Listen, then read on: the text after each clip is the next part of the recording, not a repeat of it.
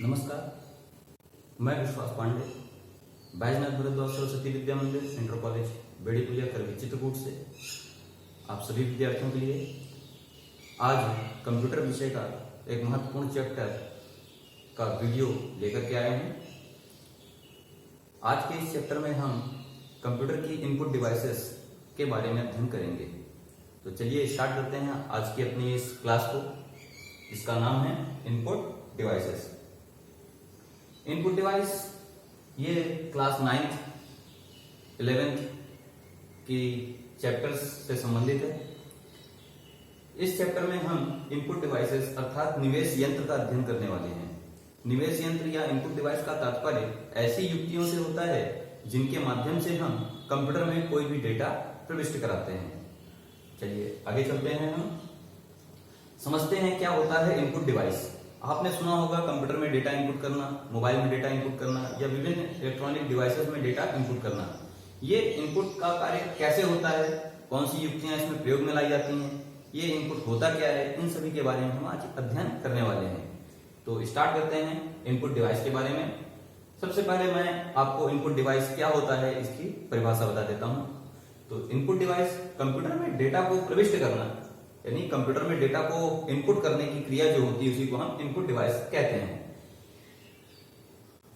Input करने की जो क्रिया होती है उसके लिए प्रयुक्त होने वाले जो उपकरण होंगे, जो यंत्र होंगे, जो युक्तियां प्रयुक्त होंगी, उनको ही हम इनपुट डिवाइस की श्रेणी में लाते हैं।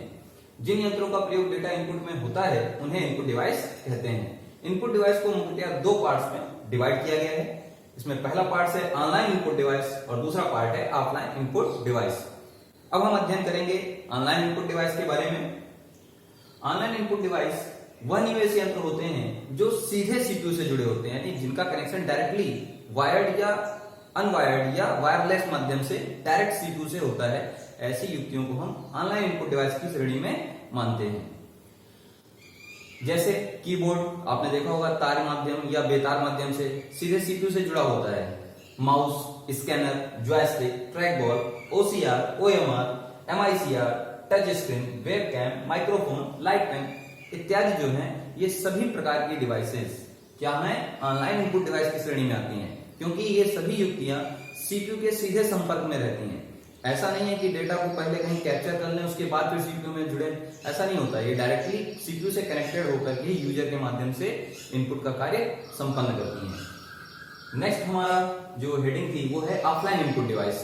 ऑफलाइन इनपुट डिवाइस का तात्पर्य ऐसी डिवाइसों से है, ऐसी युक्तियों से है जो कंप्यूटर या सीपीयू के डायरेक्ट संपर्क में नहीं आती हैं डेटा के इनपुट करने के टर्म पर, यानी कि ये बाहरी जगत से पहले डेटा को रिसीव कर लेती हैं और उसके बाद सीपीयू से जोड़ी जाती हैं। पढ़ते हैं इसकी डेफिनेशन को। वह निवेश यंत्र जो सीपीयू से सीधे न जुड़कर डाटा को किसी न किसी माध्यम से ऑफलाइन प्रविष्ट कराने का कार्य करते हैं, उन्हें ही हम ऑफलाइन इनपुट डिवाइस कहते हैं। जैसे डिजिटल कैमरा इसका सबसे बेस्ट एग्जांपल है।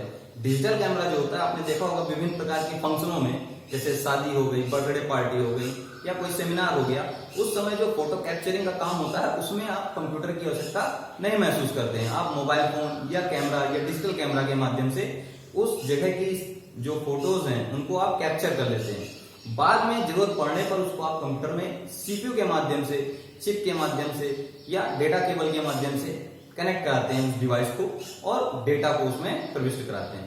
तो ऐसा माध्यम जिसमें हम डेटा को बाहरी जगत से पहले ले लें किसी डिवाइस पर और उसके बाद सीपीयू तक भेजें, ऐसी डिवाइस हमारी क्या कहलाएंगी, ऑफलाइन इनपुट डिवाइस की श्रेणी में आएंगी। तो इसका सबसे बेस्ट एग्जाम्पल माना जाता है डिजिटल कैमरा को। अब अध्ययन करते हैं हम ऑनलाइन इनपुट डिवाइस के अंतर्गत आने वाली पहली युक्ति जो सबसे महत्वपूर्ण है हमारे कंप्यूटर में, जिसका नाम है कीबोर्ड। आपको ये जानकारी होनी चाहिए कि कंप्यूटर जो होता है हमारा ये 4 पार्ट्स से मिलकर के बना है, यानी कि अगर कोई कंप्यूटर सिस्टम की बात करता है तो उसके पास ये 4 युक्तियां होना अनिवार्य होता है, जिनमें सबसे पहला तो होता है आपका सीपीयू जो कि ब्रेन ऑफ कंप्यूटर कहलाता है। दूसरा पार्ट होता है मॉनिटर। मॉनिटर एक आउटपुट डिवाइस है। तीसरा डिवाइस हो जाती है हमारी कीबोर्ड। जो कीबोर्ड होती है वो एक ऑनलाइन इनपुट डिवाइस की श्रेणी में आती है। और चौथा पार्ट आता है हमारा माउस। अगर ये 4 डिवाइस हमारे पास हैं, सभी आपस में प्रॉपरली कनेक्टेड हैं, पावर वैल्यू जा रही है, तो आप उसको एक कंप्यूटर सिस्टम कह सकते हैं। अदरवाइज वो पूरी तरह से कंप्यूटर सिस्टम नहीं कहलाएगा। अलग कीबोर्ड रखा है तो कीबोर्ड ही कहलाएगा, अलग माउस रखा तो माउस कहलाएगा, अलग सीपीयू रखा हो सीपीयू कहलाएगा, अलग मॉनिटर रखा है मॉनिटर कहलाएगा। लेकिन सब चारों चीजें एक साथ आपस में कनेक्टेड हो जाती हैं, पावर वैल्यू दी जाती है, तो वहां पर वो एक क्या बन जाता है, प्रणाली बन जाती है, कंप्यूटर सिस्टम बन जाता है, संगणक प्रणाली बन जाती है, जिसके माध्यम से हम किसी भी प्रकार की डेटा प्रोसेसिंग का कार्य कर सकते हैं। तो अध्ययन करना है हमको कीबोर्ड के बारे में। तो कीबोर्ड क्या होता है देखते हैं। यह एक ऑनलाइन इनपुट डिवाइस होती है जो वर्तमान में सबसे अधिक प्रयुक्त होने वाली इनपुट डिवाइस है।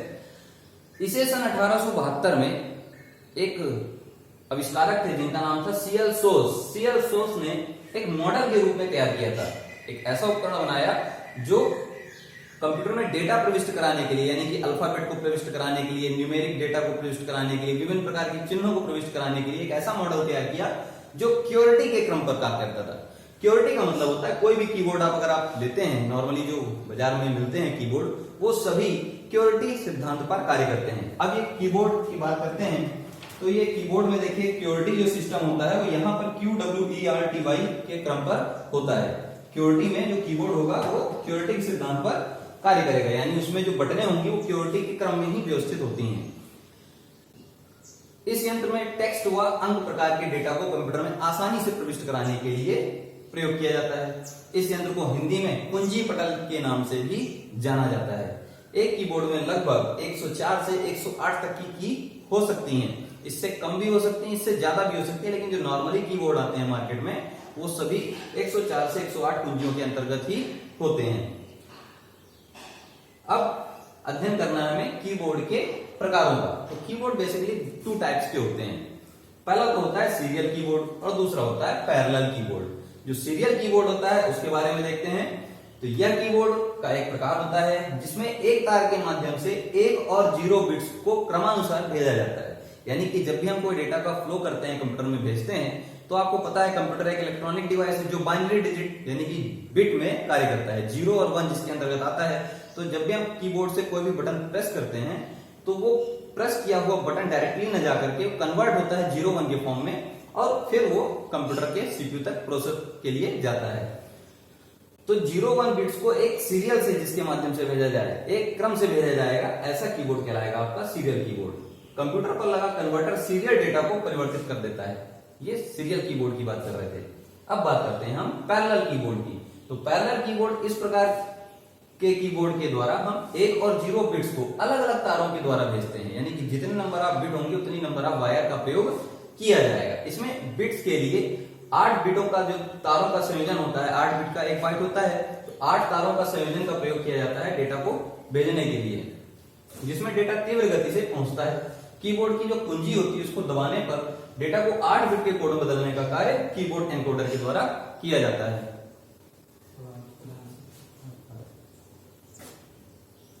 इसके बाद कीबोर्ड के जो टाइप्स होते हैं उसमें आता है सबसे पहला साधारण कीबोर्ड, दूसरा होता है तार रहित कीबोर्ड, तीसरा होता है एर्गोनोमिक कीबोर्ड।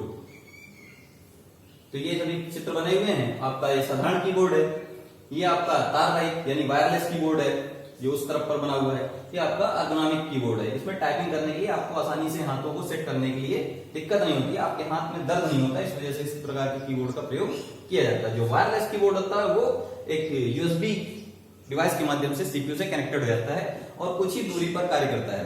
इसकी कुछ रेंज होती है, ब्लूटूथ टेक्नोलॉजी पर काम करता है। और ये वाला वायर्ड कीबोर्ड होता है जो सीपीयू के साथ जोड़ा जाता है तार के माध्यम से। नेक्स्ट आ जाता है टाइप्स ऑफ कीबोर्ड। जो साधारण कीबोर्ड होता है जो सामान्य रूप से प्रयोग में लाया जाता है उसे ही हम साधारण कीबोर्ड कहते हैं, जिसे यूजर अपने पीसी में प्रयोग करते हैं, पर्सनल कंप्यूटर में प्रयोग करता है। इसका आकार एक आयताकार होता है, इसमें लगभग 108 कीज होती हैं, यानी 108 बटनें इसमें होती हैं एवं इसे कंप्यूटर से कनेक्ट करने के लिए केबल होती है जो सीपीयू से कनेक्ट होती है। एक इसमें 2 प्रकार की केबल होती है, एक PS2 केबल, एक यूएसबी केबल। यूएसबी का पूरा नाम यूनिवर्सल सीरियल बस। दूसरा कीबोर्ड होता है जो तार रहित कीबोर्ड। तार रहित कीबोर्ड को वायरलेस कीबोर्ड यूजर को कीबोर्ड में तार के प्रयोग से छुटकारा दिलाता है। जो वायरलेस कीबोर्ड होता है वो यूजर के लिए तार से छुटकारा दिलाने का काम करता है, यानी वो बिना तार के कीबोर्ड का प्रयोग कर सकता है। कुछ कंपनियों में तार रहित कीबोर्ड का बाजार में प्रवेश कराया गया है। यह कीबोर्ड सीमित दूरी तक कार्य करता है। यह तार रहित कीबोर्ड थोड़ा महंगा भी होता है। तथा इसमें थोड़ी तकनीकी जटिलता होती है। इसमें तकनीकी जटिलता होने के कारण इसका प्रचलन बहुत अधिक नहीं हो पाया। तकनीकी जो दिक्कत होती है वो क्या होती है, जिस तरह आप एक कमरे में अपने सीपीयू को रखे हुए हो, वहां पर कनेक्टेड करते हैं, अगर आप सोचते हैं कि दूसरे कमरे में ले जाएं वायरलेस है तो क्या काम करेगा, तो वहां पर वो कार्य नहीं करता है। ये इसके साथ प्रॉब्लम होती है, इसकी टेक्नोलॉजी प्रॉब्लम है। नेक्स्ट आ जाता है आपका एर्गोनॉमिक कीबोर्ड। एर्गोनॉमिक कीबोर्ड, बहुत सारी कंपनियों ने एक खास प्रकार की कीबोर्ड का निर्माण किया है जो यूजर को टाइपिंग करने में दूसरे कीबोर्ड की अपेक्षा आराम देता है। यानी आपकी ये हिस्सा होता है नीचे, इसको आराम से टेक लगा करके कार्य करने में ये कीबोर्ड सहायक होते हैं। ऐसे कीबोर्ड एर्गोनॉमिक कीबोर्ड कहलाते हैं। ऐसे कीबोर्ड विशेष तौर पर प्रयोक्ता की कार्य क्षमता को बढ़ाने के साथ साथ लगातार टाइपिंग करने के कारण उत्पन्न होने वाली कलाई के दर्द को कम करने में भी सहायक होते हैं। ठीक, तो समझ गए, आ गया होगा आपको ये तीनों प्रकार के कीबोर्ड्स के बारे में। अब कीबोर्ड्स की हम कुंजियों की बात करते हैं, यानी कीबोर्ड्स में कितने प्रकार की कुंजियां होती हैं, कितने प्रकार की कीज होती हैं। इसमें 4 पार्ट होते हैं कीबोर्ड की कुंजियों के। पहला होता है फंक्शन कीज, दूसरा होता है अल्फान्यूमेरिक कीपैड, तीसरा होता है न्यूमेरिक कीपैड, चौथा होता है स्पेशल कीज। देखिए यहां पर पूरा डिस्क्राइब किया गया है चित्र में कि कौन सी कीबोर्ड में कौन से पार्ट को क्या कहा जाता है, यहां पर चित्र में दिखाया गया है। इसको आप जूम करके भी देख सकते हैं, पुश करके जूम करके देख सकते हैं आप। तो ये वाला जो पार्ट होगा वो न्यूमेरिक कीपैड होता है, ऊपर ये फंक्शन कीज होती है, ये अल्फा न्यूमेरिक कीबोर्ड होता है, यहाँ पर कुछ स्पेशल बटनें लगी होती हैं। ठीक है, फंक्शन कीज यह कीबोर्ड का सबसे ऊपरी भाग होता है जिसमें F1 से लेकर के F12 की कुल 12 कुंजियां होती हैं। प्रत्येक कुंजी का अपना एक विशेष कार्य होता है। जैसे F5 बटन का प्रयोग क्या होता है, कंप्यूटर को रिफ्रेश करने के लिए किया जाता है। F1 का प्रयोग किस लिए होता है, हेल्प प्राप्त करने के लिए होता है। F2 का प्रयोग रीनेम करने के लिए होता है। इस प्रकार से फंक्शन कीज जो कंप्यूटर की कीबोर्ड का पहला पार्ट होता है। दूसरा होता है अल्फा न्यूमेरिक कीपैड। यह कीबोर्ड के मध्य में स्थित भाग होता है जिसमें A to Z capital, A to Z small तक के अक्षर यानी अल्फाबेट 0 से 9 तक की कुल 10 डिजिट, स्पेशल सिंबल आदि का समूह होता है। कीबोर्ड के इस भाग में shift, enter, back space, alt, window, caps lock, tab, control, ESC आदि कीज सम्मिलित की जाती हैं। नेक्स्ट रहता है हमारा न्यूमेरिक कीपैड। यह कीबोर्ड के दाईं ओर यानी कि उस तरफ पर कीबोर्ड के स्थित होता है जिसमें कुल 17 कुंजियों का समूह होता है। 17 कीज होती हैं इसके अंतर्गत। इसमें 0 से 9 तक के कुल 10 अंक होते हैं। Plus, minus, divide, multiply, dot, home, and, page up, page down, inter और चारों प्रकार की एरो कीज नमलक का समूह होता है। स्पेशल कीज या कीबोर्ड की कुछ विशिष्ट कार्य हेतु प्रयोग में लाई जाने वाली कुंजियां होती हैं जिसमें PRT या CR यानी प्रिंट स्क्रीन, आपको अपनी स्क्रीन का स्क्रीनशॉट लेना है तो यही बटन प्रयोग में लाई जाती है। Scroll lock, push, break, volume up, volume down, play, stop, next, forward, backward, mute, sleep, power आदि बटनें इसी पार्ट के अंतर्गत आती हैं।